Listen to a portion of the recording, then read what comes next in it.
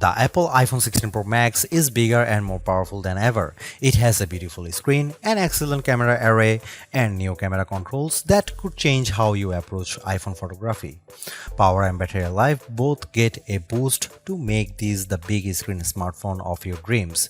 Apple Intelligence offers some useful and intriguing features, but it's not yet the thing that will or should drive upgrades. Still, if you have been holding on to an iPhone 12 or 13 Pro Max, this is probably the moment for a big screen upgrade. I know everyone wants to talk about Apple Intelligence, but it's the changes to the core iOS 18 platform that will have the biggest impact on your iPhone 16 Pro Max day-to-day use. Photos, for instance, has gotten a huge overhaul, and one that I'm not entirely sure makes it better. It's the situation of who moved my cheese, as many of your core features may have shifted or been replaced. The Photos app now defaults to search and collections, which might throw people who are expecting to see their photo library. Still, if they get used to using search for some natural language queries that yield useful image results, they might be pleasantly surprised. The iOS interface is now more customizable, and if you want, you can leave spaces in your app grids. You still can't place an app icon in space that, say, straddles two spaces in the invisible grid, but I think people will appreciate this new level of flexibility. Apple seems a bit obsessed with summarization. Summaries exist in writing tools and in the new Safari, which has a slightly hidden highlights feature. Look for a tiny hamburger menu on the left side of the address bar. You can use that to turn it on, and it will take, for example, a lengthy New Yorker article about Ronald Reagan and condense the thousands of words into a paragraph summary. Impressive. So, I worry that such a boil down might leave out important nonsense. There's even a new passwords app that consolidates and surfaces all the password feature Apple has previously hidden in features like keychain. Now you have an easy to access app to manage sometimes confusing password and security word. One of my favorite new iOS 18 features is Math Notes. Inside Notes, you can scribble any question, and when you put an equal sign at the end of it, Math Notes automatically solves it and writes the answer in what will look just like your own penmanship. It's a smart bit of machine learning. None of this is as sexy as Apple Intelligence, but this and the myriad of other changes coming with iOS 18 might be more readily practical than what you can currently do with Apple's AI efforts. Apple's 13-year-old digital assistant has burst out of its floating bubble, and now when you summon it, takes over the whole screen. I switched between calling Siri by name and using a long press on the power button to call it, and each time the entire screen was encased in a beautiful multicolor glow. The display almost appears to flash when you press that button, and when you make your request, the screen pulses in response. Siri really seems more alive than ever. This, too, might be the most exciting part of the update. Apple Intelligence features that give Siri access to information about you on the phone to make its responses more contextually relevant are not here yet, nor are app insights that might help dig into applications to enable features and actions. Instead, we get a Siri that is somewhat better at handling the ahs and ums that sometimes happens when you are trying to craft a Siri prompt. I found that Siri can understand some confused talk, although if you are nearly incoherent, Siri will be lost too. Siri did well on some question and was effective at opening the FaceTime camera when I said I wanted to take a selfie. It also did well when I asked how I could share my Wi-Fi password, returning a concise step-by-step guide. One other nice Siri update is the text to Siri. All it takes is 3 taps on the bottom of the screen to open a Siri window in which you can type in your prompt. It's a nice, discreet way of getting the answer or help you need. Writing tools, which you can find when you type text in notes, emails, or messages, offers to make your writing better in a variety of ways. I'm a confident writer and communicator in email and messaging, so AI assistance in these tasks doesn't appeal to me. There are 2 millions who feel otherwise and may find these tools useful. I noticed how while writing tools offers to make your text more professional, concise and friendly, it does a stellar job of never losing a misconstructing the meaning of your original text. Photos is where Apple Intelligence shines.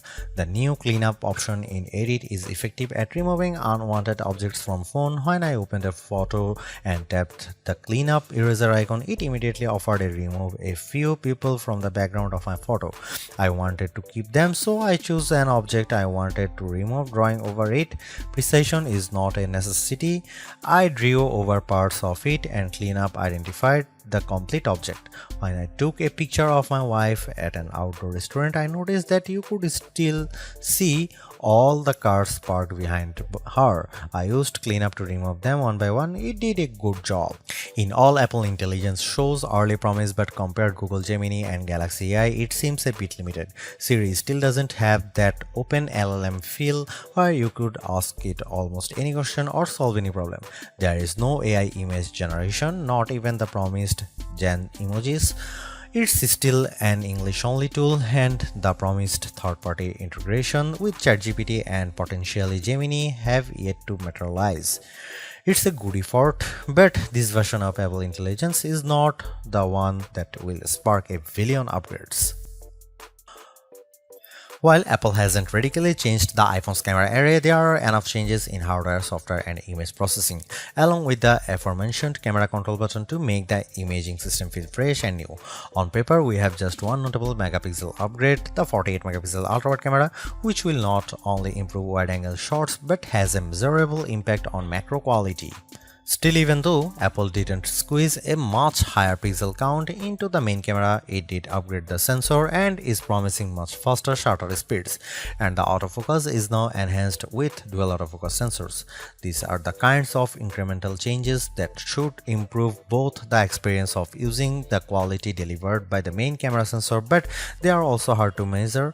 More on that in a bit. The 12-megapixel 5x optical zoom is essentially unchanged from last year's iPhone 15 Pro Max. The biggest news here is found not on this phone but on its little brother, the iPhone 16 Pro, which also gets the Tetra Prism lens. Last year's Pro model was stuck with a just 3x optical zoom camera.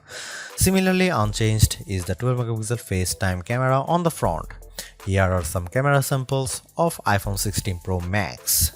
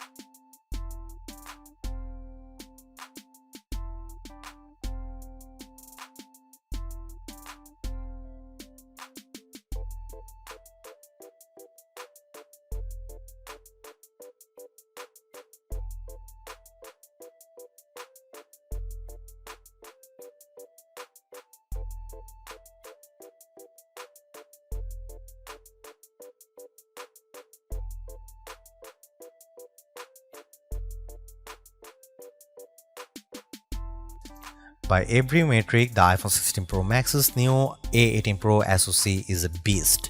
It outperforms the A17 Pro and Qualcomm's Snapdragon 8 Gen 3 in most benchmarks.